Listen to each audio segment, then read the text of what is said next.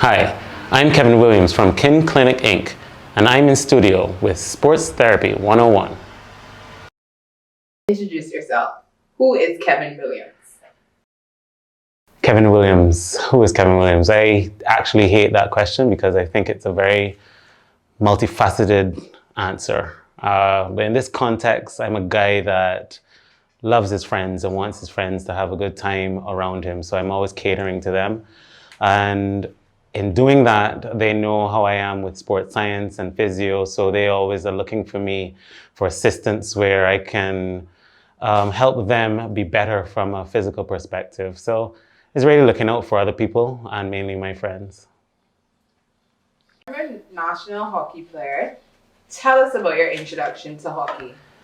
When I went to Commonwealth School, some friends of mine knew my sister, and they were looking for me for a whole year. When they first found out, I was playing table tennis and basketball for the school. So it's kind of known because of that, but then they realized who I was, and they said, "You got to come and play hockey." So my sister's friends, who became my really good friends, who introduced me to hockey at Commonwealth. Is that to say your sister was a hockey national champ as well? Negative. She certainly does not play any real sport. She was just friends with guys who have played national hockey, and they introduced me to it. What is your fondest moment as a hockey player? When I was 15, junior national tournament started. Well, it was to start in 1996, and that would have been 2 years prior to that. And I was asked to come to trials. So I went to trials. I was certainly not going to make that team then. I tried really hard to make the team, and I became a starter, and I scored the first goal in that tournament in 1996 against USA, which we actually won 2-1. So that was my fondest memory. Did you go on to win the championship or just that year? No, and that's a very sad moment in my life afterwards. But we won that first game, and that was exciting, but we didn't end up winning the junior national tournament. Junior Pan Ams, that's what it was called.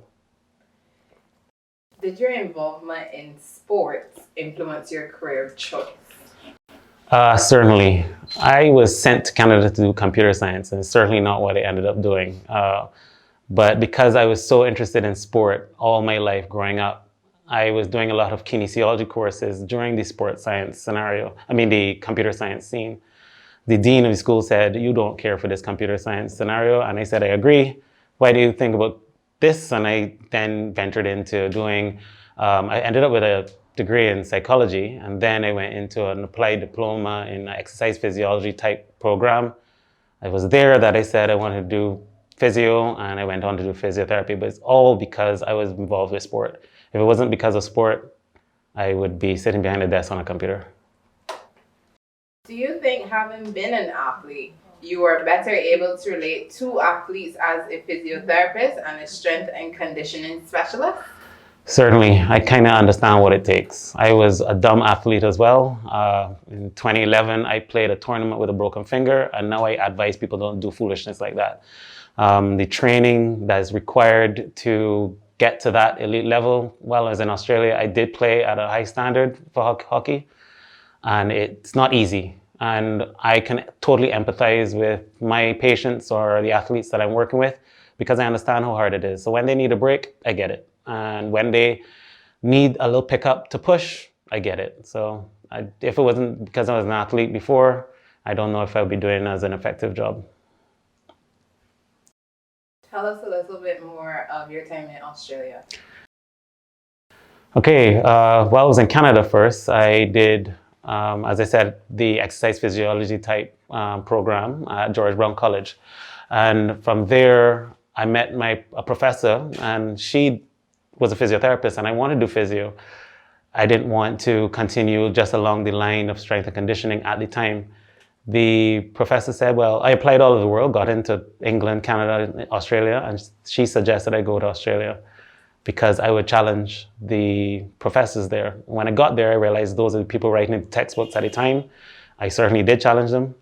I started an undergrad there, but because I understood, I had academics progress before, they said, "You seem to know what you're doing, apply for the master's program, you'll get in." So after the first year, I went straight into a master's program and finished with a master's in physio. Does your international background help you more dealing with local athletes? I think local athletes have an appreciation for my style because of my international experience. Let's go with simply being on time. That's a little bit different to what I recognize happens here in Barbados with clinicians and coaches, etc. Time doesn't seem to be important, but and athletes have to come from whatever work they have to do, construction site. Now they're tired, they have things to do.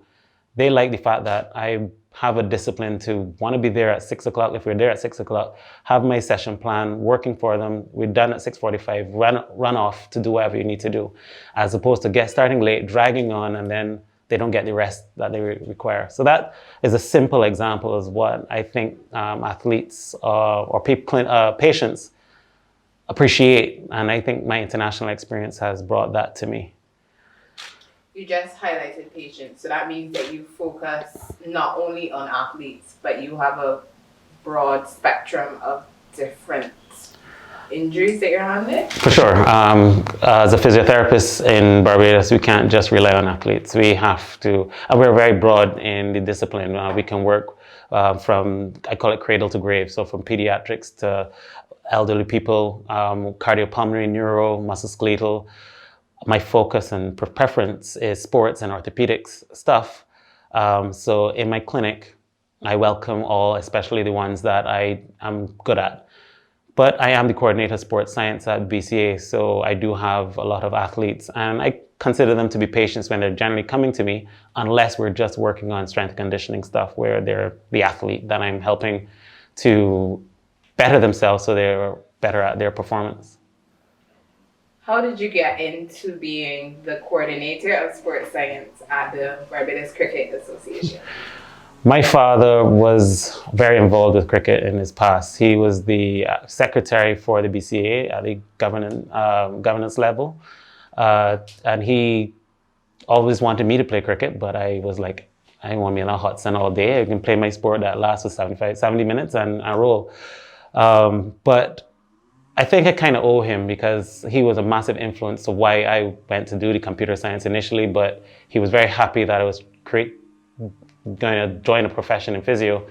And he was massive assistance to me to getting to Australia. So he isn't living at the moment. And when he passed 3 years ago, I said, maybe I should really get into the BCA. Mind you, I have been involved with cricket since 2011. So at the Cricket West Indies level, traveled the world, went to 3 under-19 World Cups as a physiotherapist. So outside of doing the international stuff with cricket, home drums beat first. And I said I should get involved with the BCA to make sure that our athletes in Barbados at a cricket level can we be the biggest feeder for Cricket West Indies. And that's my goal. Do you have any advice for younger athletes? Yeah, discipline. I think because we played sports at a certain level, it gave us a level of discipline. We have to practice that starts now. You have to think you have homework to do. You have to make sure that you can get everything involved so you can be more well-rounded. So whatever you are into, make sure you have a disciplined approach to it. Make sure you get everything involved because an athlete's lifespan is very short. If you get an injury that you can't come back, make sure you have something that you can back it up on. But that shouldn't be just your focus. You want to perform at the highest level. Having that discipline going towards that highest level is going to take you a long way. If you are going through it lackadaisical, there are very few athletes that get to the top level just because on pure talent. You need to have a disciplined approach behind it.